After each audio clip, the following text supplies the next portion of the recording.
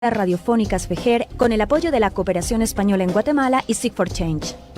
Les damos la bienvenida a La Ventana, un programa que da voz a quienes promueven el cambio social desde la diversidad, tanto en Guatemala como en toda la región centroamericana.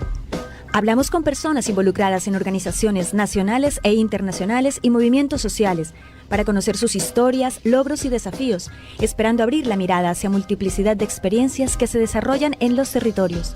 Yo soy Constanza Can. Y yo, Matías Aistrup. Les damos la bienvenida a La Ventana, transmitiendo en la 1420 AM de Radio FEJER, también transmitiendo en nuestro canal en Facebook y en radio en línea. Podrán conectarse y escuchar ahí a través de la página web de FEJER. En Guatemala, las cifras de desigualdad y pobreza son desalentadoras. Según la Encuesta Nacional de Condiciones de Vida 2014 del Instituto Nacional de Estadística, el 59.3% de la población se encuentra en pobreza. Esto es una encuesta relacionada con el poder adquisitivo de las personas. Y otras cifras, el índice de pobreza multidimensional de Guatemala, que mide el bienestar, que mide otra serie de indicadores, indica que 6 de cada 10 personas tienen limitaciones en el 30% o más de esos indicadores. O sea, hay unos índices de pobreza bastante altos y de desigualdad estructural. Justo uno de los ODS es precisamente eliminar la pobreza y la desigualdad entre hombres y mujeres. Son desafíos mundiales en los cuales diversas organizaciones de la sociedad civil, nacionales e internacionales, están comprometidas desde diferentes estrategias de trabajo. Hoy conoceremos a una organización canadiense con mucha experiencia y trabajo en Guatemala, es CECI. Bueno, tú pronúncialo mejor. Vamos a decirlo en español, sería como Centro de Estudios y Cooperación Internacional. ¿En francés sonaría? Ahí Arnaud nos podrá decir más. Correcto. Centre d'études et de coopération internationale. Exactamente. Esta organización está dedicada a trabajar y a combatir temas de pobreza, la exclusión y la desigualdad a través de apoyar las capacidades de desarrollo económico de las comunidades vulneradas, a promover la igualdad entre hombres y mujeres, la seguridad alimentaria, la resiliencia y la adaptación a cambios climáticos. Tienen una gama bastante amplia de trabajo. Por eso hoy le damos la bienvenida a Arnaud de Arte, no sé cómo. Arnaud. Está bien, muchas gracias. Y a Sarina Acevedo, quienes hacen parte del equipo de CECI. Bienvenidos y bienvenida. Muchísimas gracias por estar aquí en La Ventana. Gracias a ustedes. Y buenos días a todas y todos. Bueno, buenos días, muchas gracias por la invitación. Muchas gracias a ustedes. Bueno, Arnaud, tú eres un cooperante francés, ¿no? ¿Ya cuántos años llevas viviendo en América Latina y en Guatemala? Siempre digo acumulado 4 años en Guatemala porque vine como varias veces. Entonces, una primera vez sí como cooperante voluntario en el 2010, 2011 y otra vez para un proyecto de prevención de la violencia, siempre con el CECI. Y ahora desde 2 años como oficial de proyectos oficialmente aquí en Guatemala. Bueno, cuéntanos un poco sobre CECI. ¿Qué hace esta organización? Porque el nombre da a entender que es como un centro de estudio, un centro de investigación o de pensamiento. ¿Qué hace? ¿Cómo surge esta organización? De hecho, es bien interesante la historia de la organización porque surge en 1958 en Canadá, en Montreal. Es un padre jesuita que de hecho decidió crear esta organización porque se daba cuenta que las personas jesuitas que iban a los países estaban intentando apoyar como podían a la gente en las comunidades, pero no tenían ninguna formación o ningún conocimiento, digamos, intercultural de cómo funcionan las comunidades, tanto en África como en América Latina. Y entonces él decidió crear la ONG como centro de formación. Que fue como su primera misión de formar a las personas que iban a apoyar en los países. Y en el transcurso de los años, ya con el proceso de laicización, entonces en los años 70 se volvió laica la organización y se transformó en el actual CECI, que es el Centro de Estudio de Cooperación Internacional. Y bueno, también una anécdota que durante muchos años el CECI tenía su sede muy cerca de otra universidad de Montreal la UCAM, que tiene bastante competencias en ciencias sociales. Entonces había muchos estudiantes que venían en la librería del CECI a documentarse y era como, sí, un centro de documentación bastante interesante. Entonces lo de estudios viene de ahí. A lo largo de los años se ha ido profesionalizando, ¿no? Como muchas ONGs. Y entonces hoy en día lo de estudios es más en términos de investigaciones, en trabajo con entes académicos, y a la par de esto se trabaja proyectos. Entonces lo de cooperación internacional, que esto sí desde el inicio.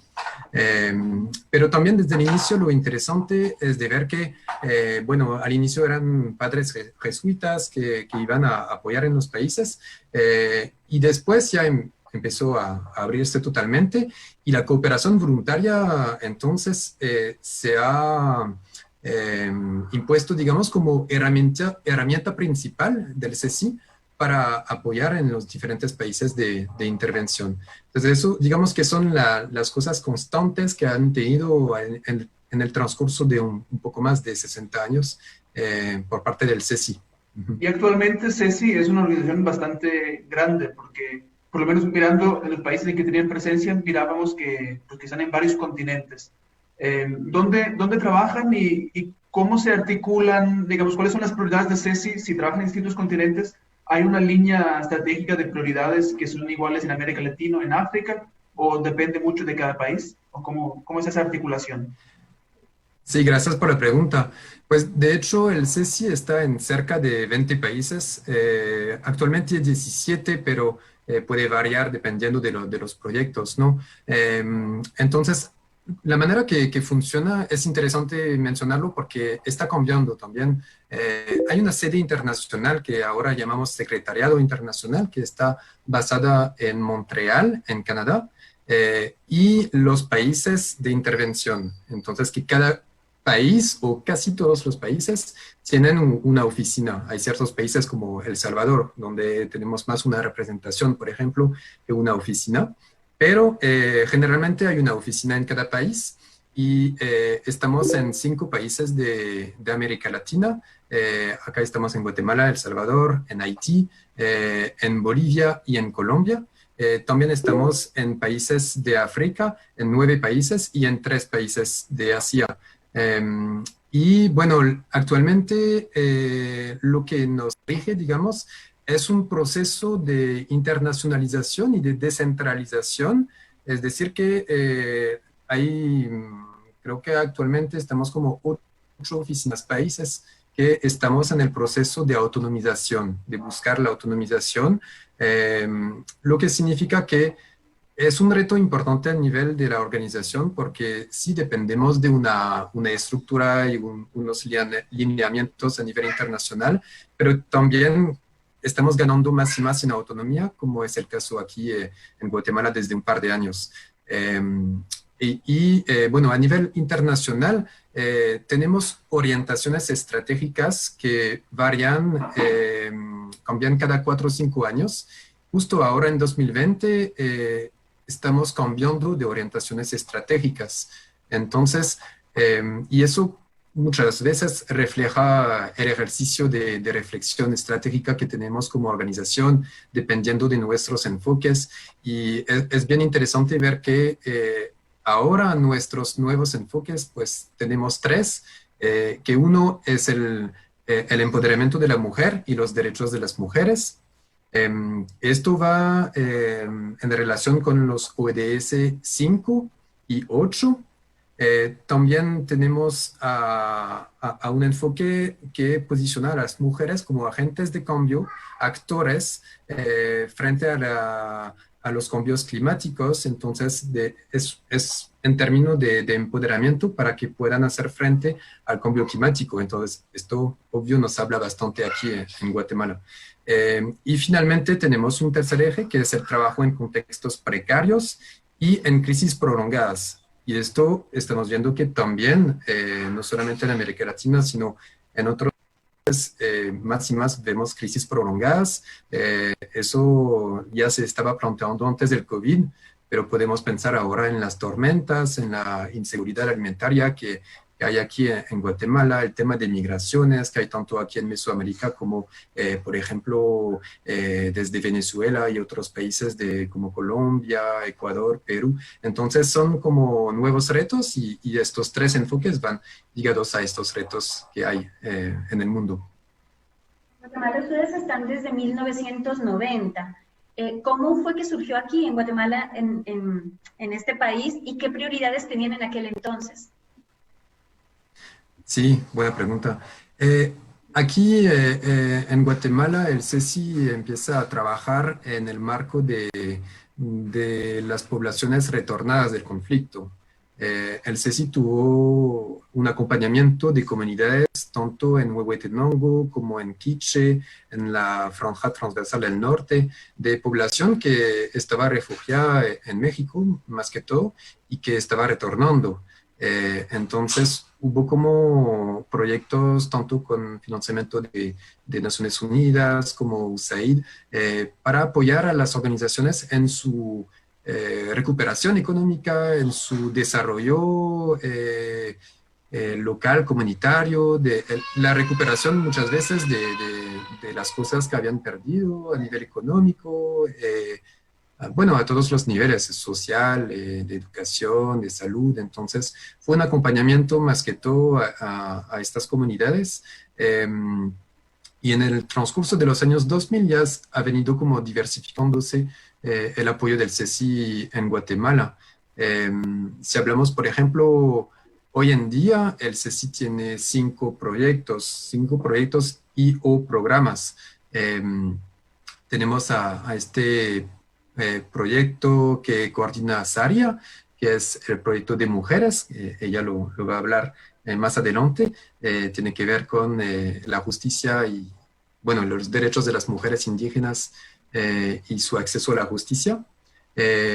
Tenemos un programa que es el de cooperación voluntaria. Entonces, justamente fue otra fase que empezó este año, que tenemos para 7 años. Recibimos más que todo voluntarios y voluntarias de Canadá, aunque ahora está cambiando un poquito el modo. Tenemos a un proyecto que es de desarrollo rural, que de hecho este proyecto es continuo desde la época del apoyo a poblaciones retornadas. Entonces estamos todavía apoyando, sobre todo a nivel rural.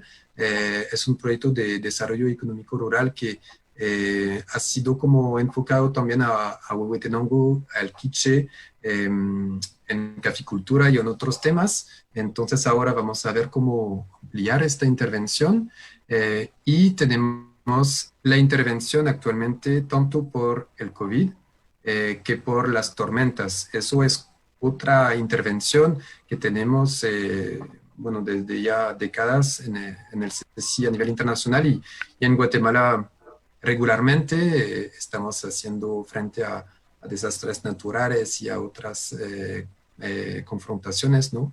Entonces, estamos trabajando para venir apoyando a las poblaciones afectadas.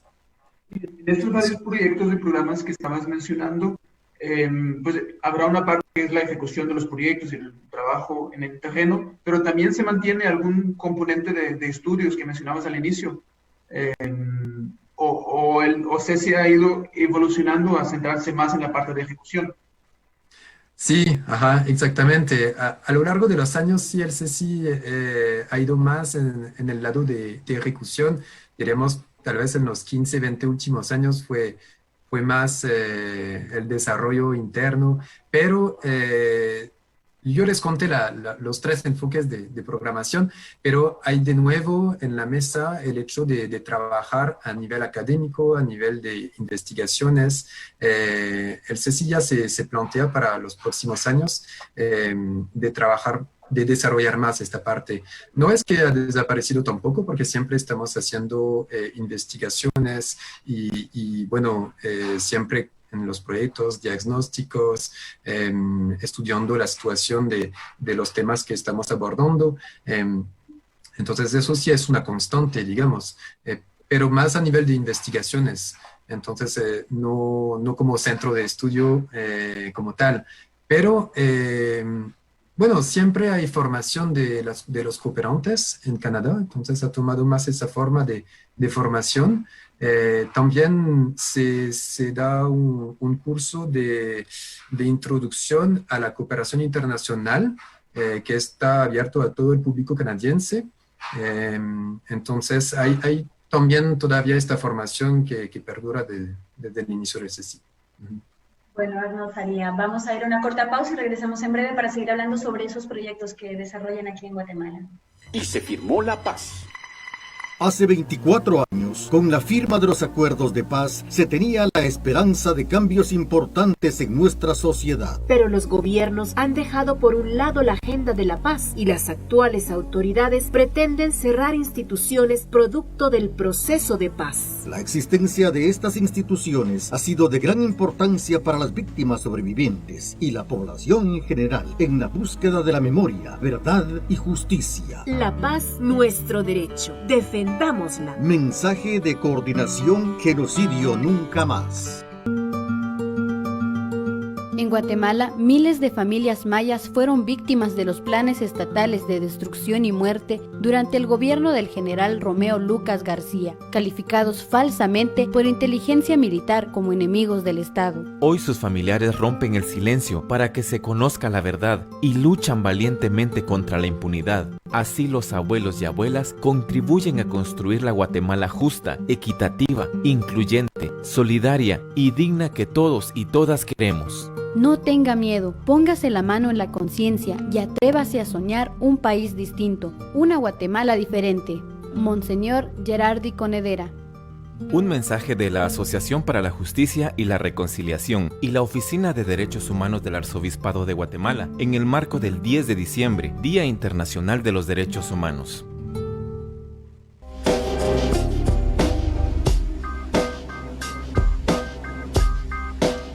Estamos de regreso en La Ventana con Arnaud Dejar y Saria Acevedo, quienes hacen parte del equipo de CECI en Guatemala.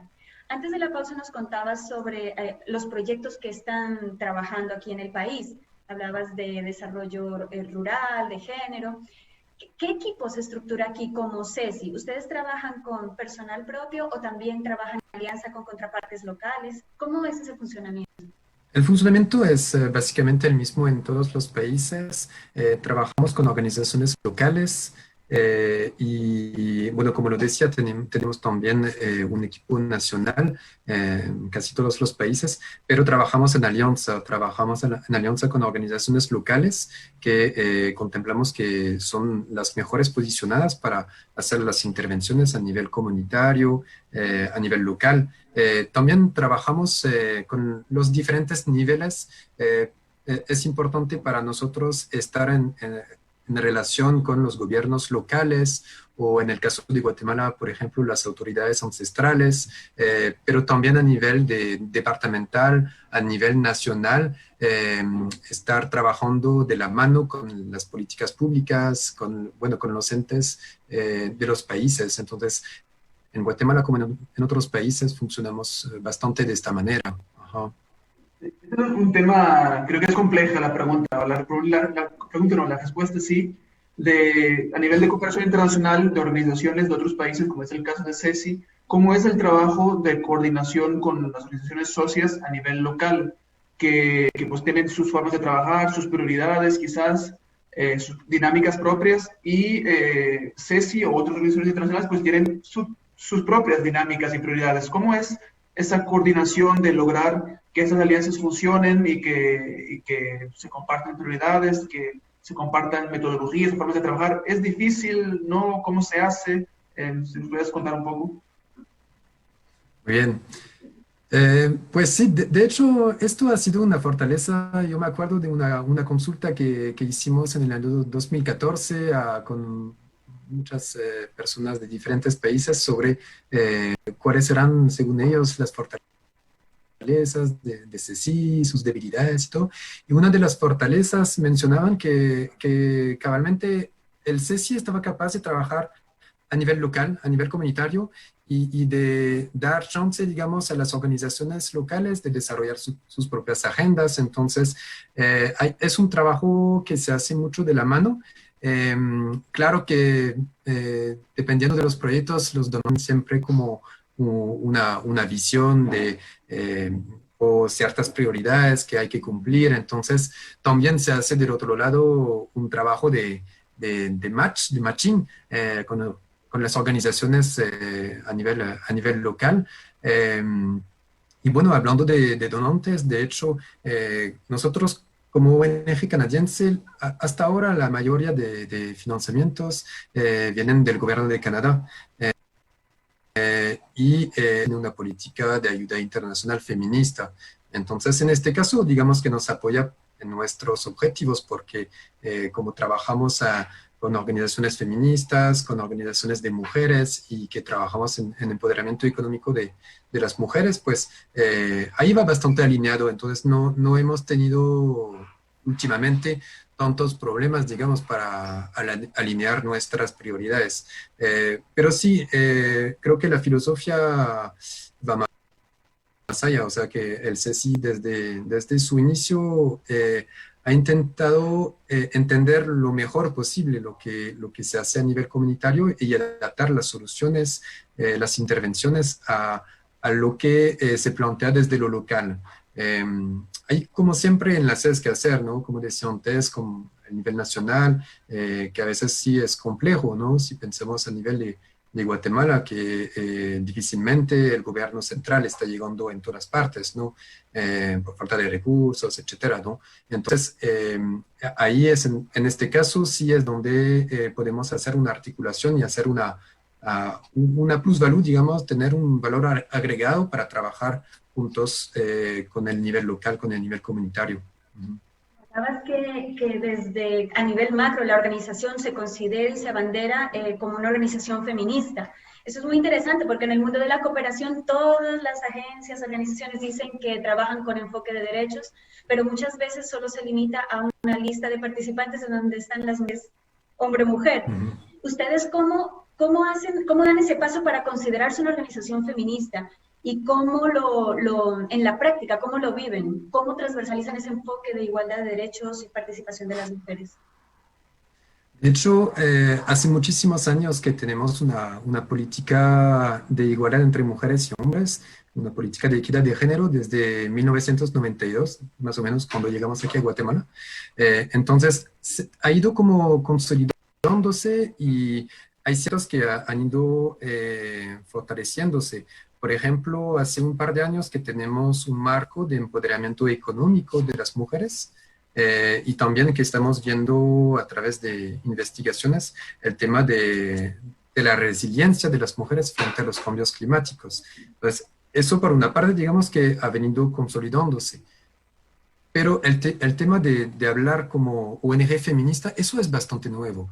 Y esto entonces nos está dando el reto también de desarrollar toda una parte a nivel de derechos y a nivel de incidencia política, de trabajar para fortalecer el liderazgo de las mujeres jóvenes y también en tema de educación, ¿no? Porque pensamos, por ejemplo, en los derechos sexuales y reproductivos, que son muy importantes desde la niñez, para las niñas, las jóvenes, las mujeres. Entonces, yo creo que esta nueva misión que se da al CECI como organización feminista sí nos obliga y nos reta a mejorarnos, a fortalecer nuestra incidencia. Y en este caso justamente es donde lo de investigación y lo de alianzas con organizaciones feministas locales, nacionales, es muy importante. Por ejemplo, acá en Guatemala, bueno, a través del proyecto de mujeres se está trabajando con organizaciones de mujeres, con abogadas, se trabaja mucho estos temas de derechos de mujeres, pero también estamos trabajando en alianza con medios como La Cuerda o como con la Alianza Política Sector de Mujeres, porque consideramos que son ellas quienes tienen las propuestas a nivel nacional, a nivel de Guatemala, y que muchas veces están como muy bien enteradas de cuáles son las problemáticas, que no es el feminismo, digamos, importado de Europa o de Norteamérica con ciertos retos, ciertos desafíos, sino que tenemos que adaptar también nuestra postura y nuestro posicionamiento en función de las agendas que tienen las organizaciones feministas de los países. Entonces, eso es en curso de desarrollo, de hecho, diría, en Guatemala. Y esto va de la mano también con la manera con la cual estamos viendo los derechos de las mujeres, porque aquí en Guatemala y como en los otros países vemos mucho el tema de la interseccionalidad, de ver el tema de que hay muchas discriminaciones y hay muchos factores de discriminación que se entrelazan para crear justamente situaciones de injusticia, de desigualdad. Entonces estamos atacando estas debilidades, digamos, que hay o estas discriminaciones desde este entendimiento. Y por ejemplo, últimamente, desde unos 2 años, estamos trabajando más el tema de masculinidades positivas o masculinidades alternativas, que creo es lo que vamos a hablar un poco más allá en esta entrevista. Más adelante tenemos unas preguntas específicamente sobre eso. Otro tema que teníamos, que les queríamos preguntar es sobre cómo se logra trabajar el tema de pertenencia cultural, sabiendo la diversidad que existe en Guatemala, y la importancia de lograr trabajar con este enfoque como organización de fuera, lo mismo, ¿no? Cómo se logra incorporar y transversalizar ese enfoque de pertenencia y hacerlo efectivo más allá de la retórica, ¿no? Que creo que es un reto. A pesar de las buenas intenciones, es difícil lograrlo como viniendo de fuera. ¿Cómo se logra integrar eso? Bueno, el enfoque de pertinencia cultural que hemos estado desarrollando, sobre todo en el contexto del proyecto de mujeres, parte básicamente de los derechos de los pueblos indígenas, del enfoque de los indígenas en este caso, porque, bueno, en Guatemala la mayoría del trabajo que hacemos lo estamos haciendo en comunidades mayas. Pero hay un planteamiento muy importante que parte de todos los instrumentos internacionales de derechos de pueblos indígenas, tanto de las Naciones Unidas como el reciente de la OEA, como el Convenio 169, y es que plantean una articulación entre los derechos individuales y los derechos colectivos. Es decir, las personas indígenas tienen todos los derechos y están consignados en todo el sistema de derechos humanos, y también los derechos colectivos específicos por pertenecer a un pueblo indígena en particular. En ese caso, nuestras principales sujetas de trabajo, socias con las que trabajamos, son mujeres indígenas, mujeres y niñas indígenas, y entonces ahí partimos de dos elementos que deben armonizarse. Por una parte, las mujeres y las niñas indígenas tienen como mujeres, como niñas, y tienen derechos también colectivos como mujeres indígenas. Entonces, ¿cómo se plantea eso en la práctica? Bueno, han habido algunos debates, hay discursos que consideran que tienen algunas visiones prejuiciadas de que fomentar la cultura es fomentar la falta de derechos, porque consideran que el problema de las mujeres indígenas es la cultura a la que pertenecen.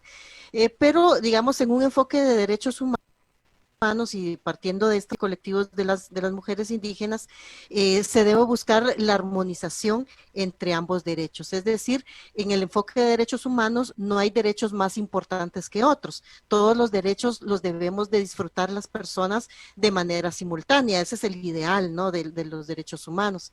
Entonces, por ejemplo, el trabajo que estamos haciendo con el proyecto de mujeres, tenemos varias acciones específicas donde esto se concreta. Por una parte, estamos trabajando el acompañamiento psicosocial, estamos en el acompañamiento en empoderamiento económico y el acompañamiento en asesoría jurídica para mujeres y niñas que han vivido violencia, especialmente violencia sexual o cualquier otra forma de violencia de género. Entonces, promovemos en el acceso a la justicia, por ejemplo, el derecho que tienen las mujeres para elegir si quieren conocer sus casos dentro del sistema ordinario de justicia, que es el sistema del Estado, por ejemplo, los juzgados, el MP, etcétera, etcétera, o si ellas eligen llevar sus casos en el sistema de justicia indígena. Entonces, ambos sistemas tienen sus debilidades y tienen sus fortalezas, pero digamos hay obligaciones de ambos sistemas para establecer un acceso a la justicia pleno a las mujeres sin discriminación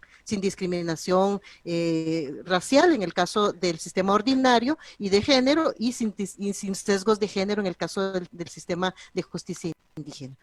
Promovemos, por ejemplo, que haya un acceso de las mujeres al idioma, que es un derecho que ya está establecido en la Constitución y en todos la legislación guatemalteca y todos los derechos, el sistema internacional también, y promovemos que hay una adaptación del sistema ordinario a las características del acceso a la justicia de los pueblos indígenas. En la dimensión de acompañamiento psicosocial, por ejemplo, estamos incorporando organizaciones que trabajan la sanación desde digamos psicológica desde el punto de vista de los elementos culturales mayas, ¿verdad? Entonces se incorporan las ceremonias, se incorpora la espiritualidad, se incorpora el uso de plantas medicinales y otros elementos que hacen parte, digamos, de la cultura maya en relación a cómo se considera estar recuperando la salud o el equilibrio emocional. Y en materia de empoderamiento. Una cortita pausa para ver la idea y la retomamos completa toda la parte de sanación en el siguiente bloque. Muy bien. En la 1420 AM suena Pensamiento. En la 1420 AM suena Juventudes. En la 1420 AM suena La Defensa del Territorio. Ahora en el departamento de Guatemala puedes sintonizar Radio Fejer. Escuche una programación diversa, amena y cultural. Escuche Radio Fejer, comunicando buen vivir. Y se firmó la paz.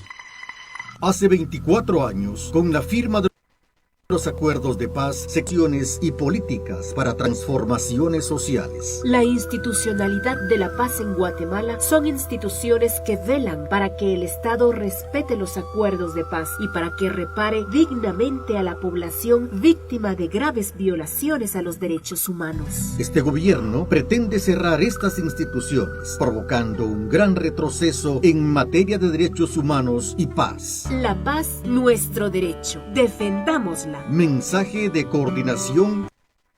Genocidio nunca más. Rompamos el círculo de la violencia.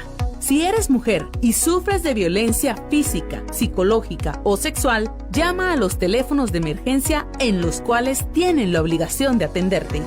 Policía Nacional Civil 110, Ministerio Público 1572, Bomberos Voluntarios 122, Bomberos Municipales 123 o a la Procuraduría de los Derechos Humanos al 1555. Para recibir apoyo, información y asesoría, comunícate a los Centros de Apoyo Integral para Mujeres Sobrevivientes de Violencia, que se encuentran en Escuintla, Guatemala, Quetzaltenango, Rabinal y Suchitepeques. Las mujeres tenemos derecho a vivir libres de violencia y humillaciones. Con el apoyo del UNFPA.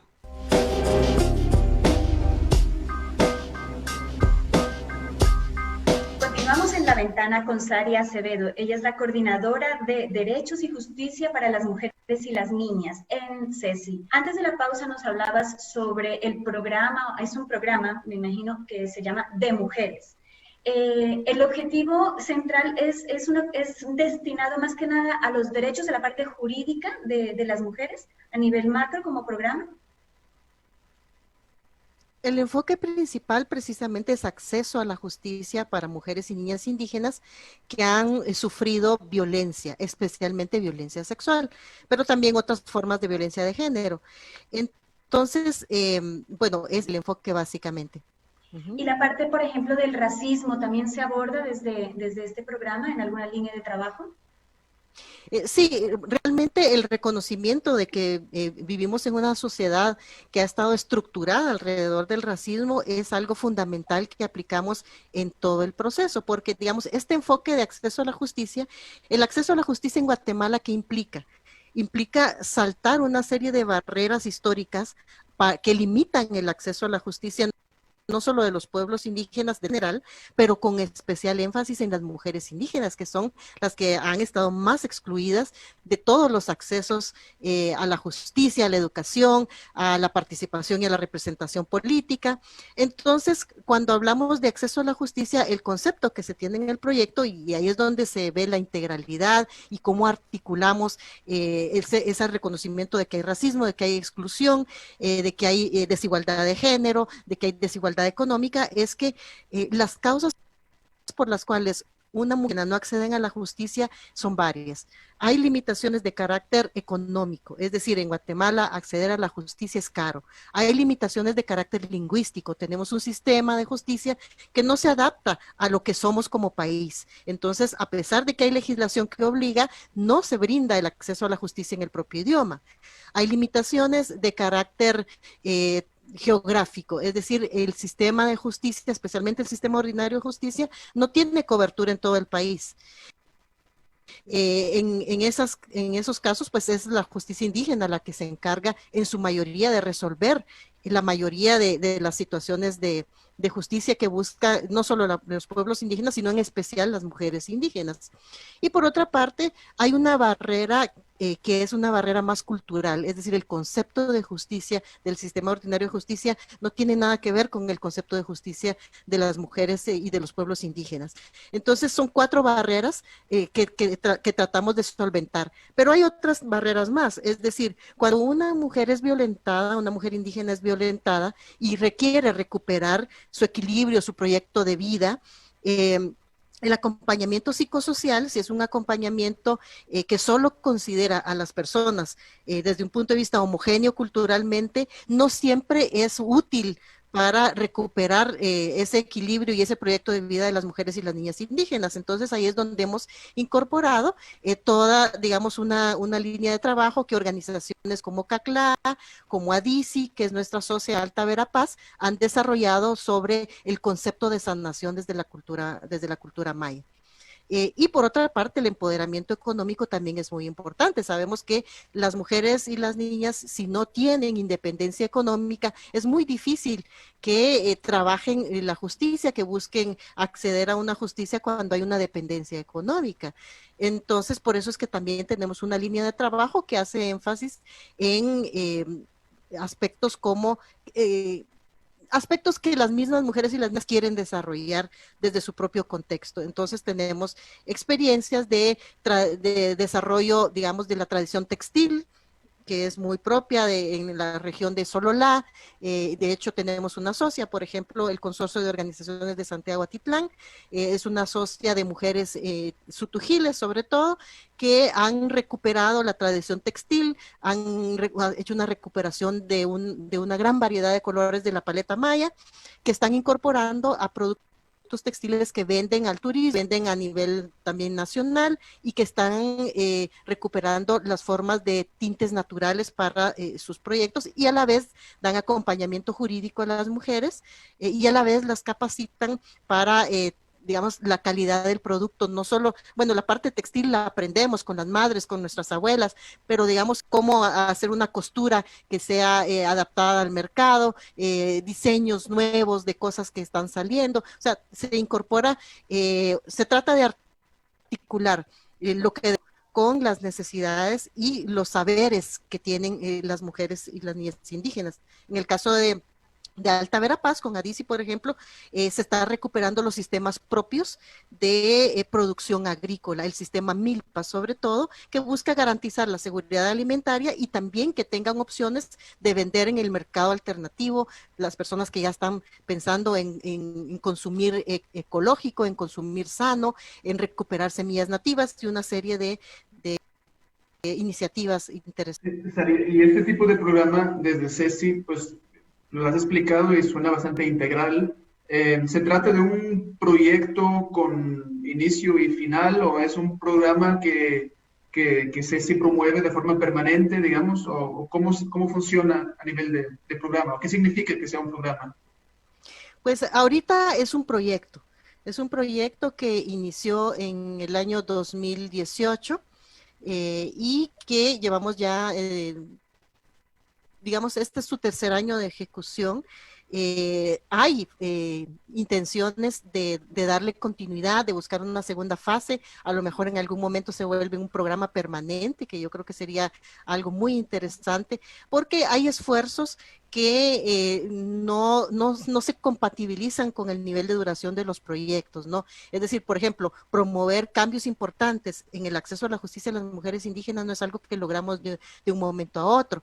En este proyecto estamos en asocio con Abogados Sin Fronteras Canadá, en donde tenemos una línea de litigio estratégico en derechos específicos de las mujeres indígenas, por ejemplo, y donde se da acompañamiento a casos paradigmáticos de violencia sexual a niñas en Cobán, por ejemplo.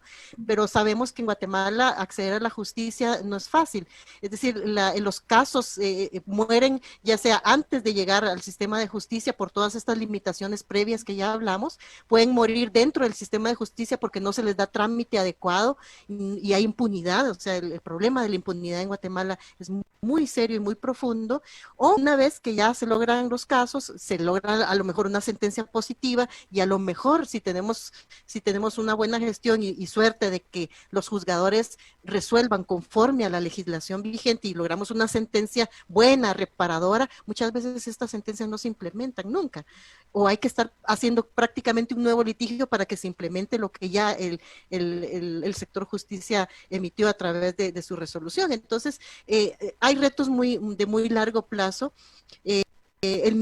La misma transformación de modelos ecológicos de producción sostenibles.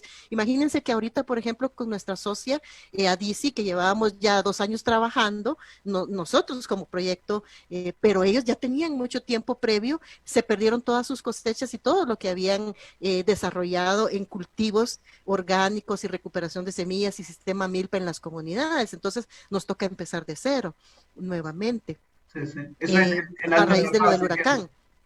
En Alta Verapaz, sí, exacto. Entonces son retos que van dando resultados a mediano plazo, pero que hay que tener perspectiva también de largo plazo. Claro, sí, son problemáticas que al final, por más recursos que hay, no sé, son tan profundos que no es con un marco de 1, 2, 3 años, que es un proyecto que se pueda dar respuesta, ¿no? Exacto. Mencionaste una cosa que me pareció muy interesante, quisiera preguntarte, que era sobre el concepto de justicia, que no siempre se maneja el mismo concepto de justicia desde las autoridades del sistema judicial y de la población o de las autoridades. ¿Cómo entonces, si nos manejan conceptos distintos, cómo se logra trabajar con estos dos actores? ¿Dónde hay que incidir? ¿Hay que incidir en la población, en las autoridades ancestrales, para que adopten o entiendan la lógica del sistema de justicia del Estado? ¿O hay que trabajar e incidir en los sistemas de justicia para que también contemplen otros conceptos de justicia? Eso me parece bien complejo. ¿Cómo lo abordan? Bueno, básicamente estamos trabajando con los dos actores principales que tienen responsabilidades en este país de brindar justicia a las mujeres. Por una parte trabajamos con el sistema ordinario de justicia, es decir, estamos dando procesos de formación en derechos humanos de las mujeres indígenas a los juzgadores, a todos los actores y actoras de la justicia, sobre todo en los 3 departamentos principales donde trabajamos. Estamos trabajando con ellos, buenas prácticas, cómo aplicar el sistema, todos los derechos humanos de las mujeres, sobre todo en casos de violencia, sexual, cuáles son los protocolos que hay, cómo se deben aplicar los derechos, que ellos también conozcan la diversidad cultural del país, que la entiendan, para que esto nos ayude a sensibilizar. Es decir, buscamos las dos cosas. Por una parte, sensibilizar sobre el racismo y sobre las limitaciones que las mujeres indígenas tienen para acceder al sistema de justicia ordinario, y todas las experiencias que ya hay, los precedentes jurídicos que ya existen incluso en Guatemala y en otros países, de sentencias que ya hay que garantizan los derechos específicos de las mujeres indígenas, y trabajamos también para que desarrollen las herramientas de cómo se aplican los procesos propiamente técnicos en la justicia, ¿verdad? Protocolos y otros aspectos. Entonces estamos en un proceso constante de trabajo con el sistema de justicia.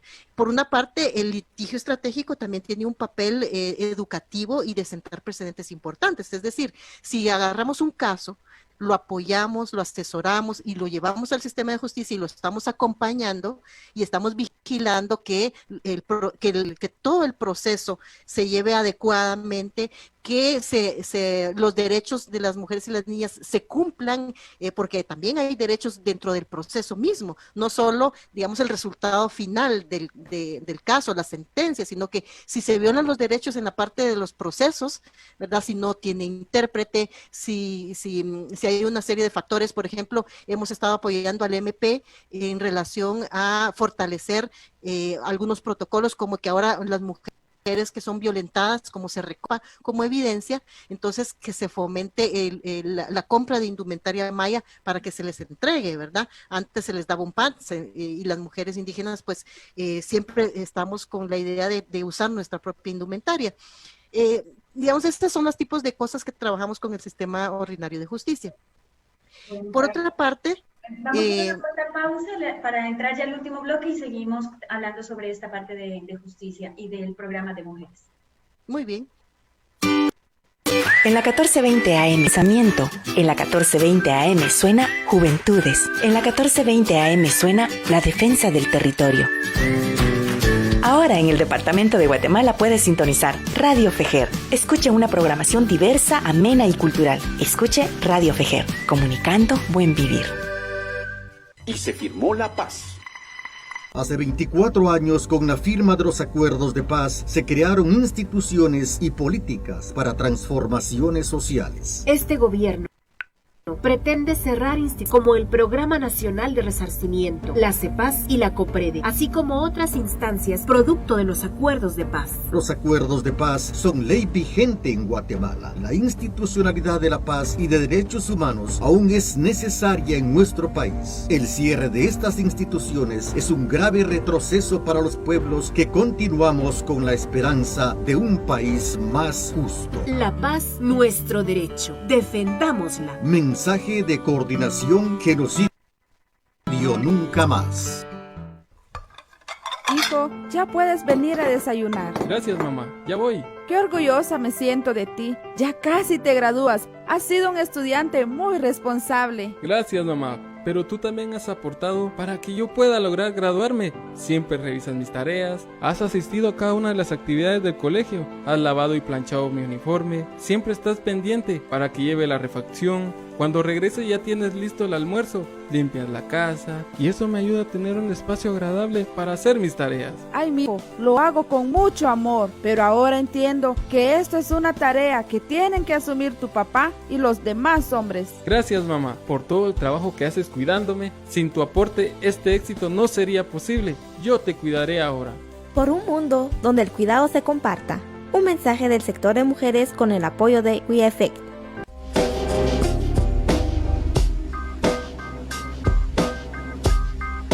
Seguimos en La Ventana, hablando con Arnaud Dehaft y Saria Acevedo de CECI. Y justo antes de esta última pausa, Saria nos hablaba sobre cómo trabajar con autoridades indígenas y con el sistema de justicia cuando se manejan conceptos de justicia que por veces son distintos.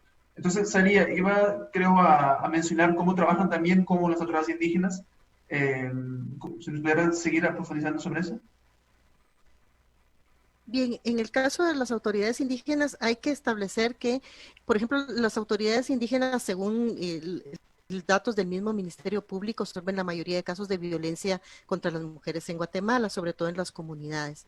Especialmente casos de violencia económica y violencia física, pero también de violencia sexual, dependiendo de las autoridades. Hay algunas pues que delegan estos casos ante el sistema ordinario de justicia, pero por ejemplo nuestra socia principal en Sololá, que es la municipalidad indígena de Sololá, que tiene mucha trayectoria, que tiene una cobertura bastante amplia en 83 comunidades, ellos resuelven casos directamente. El concepto indígena se basa sobre todo en la reparación, en la reparación y muchas veces hay también una búsqueda de que hayan sanciones acordes a las características y a las necesidades de las víctimas. En esto, digamos, es muy eficiente y se ha reconocido que la mayoría de las víctimas quedan satisfechas con el tipo de reparación que se obtiene a través de las sentencias de las autoridades indígenas.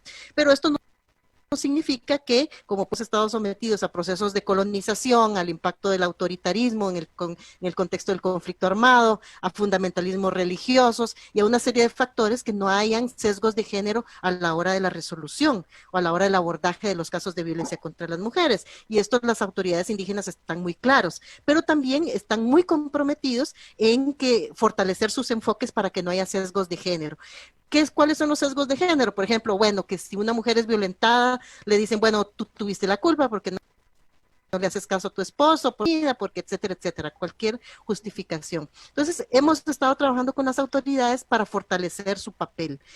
En todos estos, en la legislación de pueblos indígenas, se reconoce el derecho de los pueblos indígenas a ejercer su propia justicia, ¿verdad? Entonces, estamos tratando de apoyarles con, bueno, que conozcan cuáles son los derechos específicos de las mujeres indígenas, cuáles son las lecciones aprendidas para que ellos no reproduzcan este tipo de sesgos a la hora de establecer los procesos de justicia. Puede hablar de combatir la violencia machista sin trabajar precisamente con los hombres. Y recientemente realizaron ustedes un encuentro de masculinidades indígenas libre de violencia. Hace un año hablábamos contigo también de un encuentro similar. Cuéntanos en esta versión qué novedades, además de la virtualización, qué novedades se desarrollaron y cómo lo abordaron, porque fue un reto bastante interesante de ver un evento, un encuentro presencial a un encuentro virtual. Sí, bueno, realmente la idea, el encuentro que hicimos el año pasado fue un encuentro de masculinidades en términos amplios. Vimos justicia, vimos pueblos indígenas y vimos diversidad sexual, muchas dimensiones.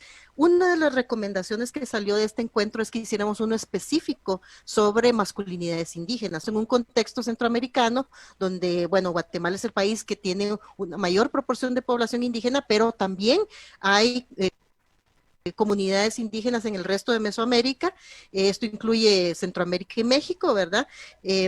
Y hay comunidades rurales, y de las comunidades rurales nunca se habla en términos de masculinidades. Sabemos que el debate sobre las masculinidades en la región es muy inicial, pero lo que nos decían los hombres indígenas y campesinos es que se está centrando mucho en una perspectiva de un hombre urbano mestizo, ¿verdad? Y que ellos no quieren ser necesariamente hombres urbanos mestizos, y que las cosas que se discuten entre los hombres urbanos mestizos en relación a la masculinidad no son las mismas preocupaciones ni los mismos contextos que ellos tienen. Entonces, de ahí surgió la idea de hacer uno específico sobre masculinidades indígenas, y precisamente le pusimos como subtítulo Tejiendo masculinidades libres de violencia. Aquí lo que se buscó fue discutir dos cosas importantes que los hombres indígenas nos dijeron que querían plantear y que querían tener el espacio para abordar. Una es, bueno, a nosotros se nos acusa, decían los hombres, de que nosotros somos los malos de la película, y que, pero ¿de dónde viene la internalización de la violencia? Entonces ellos identificaron la internalización de la violencia. En el caso de los hombres indígenas, se nos ha impuesto a través, primero, de la época colonial y todos sus valores de violencia, ¿verdad? En donde los pueblos indígenas son inferiores, en donde las mujeres son inferiores, a raíz, por ejemplo, de esos planteamientos religiosos del siglo XVI, y en donde los hombres y las mujeres indígenas servimos para ser esclavos de otros. Y los hombres indígenas son los esclavos de las fincas, son los esclavos de las maquilas, son los esclavos del sistema de trabajo inequitativo en el cual persistimos en Guatemala, pero las mujeres indígenas son los esclavos de los hombres, y son los esclavos de las casas, las esclavas de las casas en donde van a hacer trabajo doméstico, y de los capataces en donde son violentadas, y de una serie de escenarios que en nuestros países son comunes. Entonces, por eso la primera parte fue analizar los impactos de los procesos sociopolíticos, como la colonización, los sistemas finqueros, los conflictos armados en Centroamérica, y toda esta visión militarista que se inculcó en los hombres de que para ser hombre tienes que ser como los militares. Y bueno, sabemos que las comunidades rurales e indígenas fueron las principales obligadas al servicio militar obligatorio, en el caso de Guatemala, por ejemplo. Y también de los procesos recientes de fundamentalismos religiosos, que lamentablemente, en vez de promover paz, amor y todos los principios, por ejemplo, cristianos, que son muy valiosos, se promueve el sometimiento de las mujeres y una serie de factores adicionales. Pero por otra parte, la discusión era también, queremos hablar sobre cómo nuestras propias culturas tienen elementos en sus propias cosmovisiones y en sus propias experiencias que nos pueden ayudar a recuperar esos valores ancestrales para promover una relación de armonía, de respeto entre hombres y mujeres, pero también de hombres con otros hombres, de hombres con la naturaleza, de hombres con la diversidad de sexual. Entonces, por eso es que el encuentro está en estas dos líneas de discusión. Ahorita 5 y 6. ¿Y qué organizaciones participaron en este tipo de encuentro? Pues el comité organizador estuvo dirigido por, el proyecto de mujeres, CESI, Abogados Sin Fronteras, la Fundación Justicia y Género de Costa Rica, también estuvo Trocaire, el grupo cultural Soxil, que es un grupo artístico de Sololá, ADICI, que es una organización indígena de Alta Verapaz, en el caso de Guatemala, y tuvimos también una asociación de estudiantes universitarios indígenas de Costa Rica, tuvimos otras organizaciones indígenas de México, también tuvimos organizaciones indígenas de El Salvador, por ejemplo, Raíz, y tuvimos organizaciones indígenas de Nicaragua y de Honduras. Ok, y de forma de tiempo que se nos termina, si hay como nos pudiera plantear los principales resultados, hallazgos o compromisos o pasos que siguen después de un encuentro tan amplio y tan interesante como lo que está describiendo. Bueno, ahorita en las primeras jornadas que tuvimos, el 5 y 6 de diciembre, abordamos todo el primer tema sobre los impactos de los procesos sociales en la masculinidad violenta, en la conformación de la masculinidad violenta. Y surgieron, digamos, muchas reflexiones. Vamos a tener una segunda jornada, el 30 y 31 de diciembre, en donde ya vamos a hablar de cómo, a partir de los valores propios de las cosmovisiones indígenas, se pueden recuperar elementos de relaciones armónicas y no violentas. Entonces, después de estas dos jornadas, vamos a hacer una sistematización de todo lo que se discutió, de qué recomendaciones salen, para pues que eso nos sirva como insumos para la acción, ¿verdad? Cómo trabajar con hombres indígenas para que los procesos de desinternalización, si lo podemos decir así, de la violencia patriarcal, machista, puedan desarrollarse, pero a partir de su propia identidad como hombres indígenas, es decir, no dejar de ser hombres indígenas o dejar la cultura, sino fortalecer la cultura, pero también reconociendo pues todos estos efectos, bueno, de ahí van a salir las recomendaciones, ¿verdad? Entonces tendremos que esperar a la segunda jornada para tener un poco más de ideas de qué nos va a apuntar la discusión. Bueno, Saria y Arno, se nos ha agotado el tiempo. Muchísimas gracias por haber compartido esta hora de radio con nosotros estudiantes. Y bueno, esperamos tener muy pronto esa sistematización también, porque nos interesa mucho conocer esas otras maneras que se puede trabajar para combatir el machismo y la violencia contra las mujeres. Bueno, que sepan que la ventana siempre estará abierta también para Ceci. Muchísimas gracias. Gracias por la oportunidad. Gracias. Nos despedimos por hoy y les deseamos a todos y a todas una feliz semana y hasta el próximo miércoles.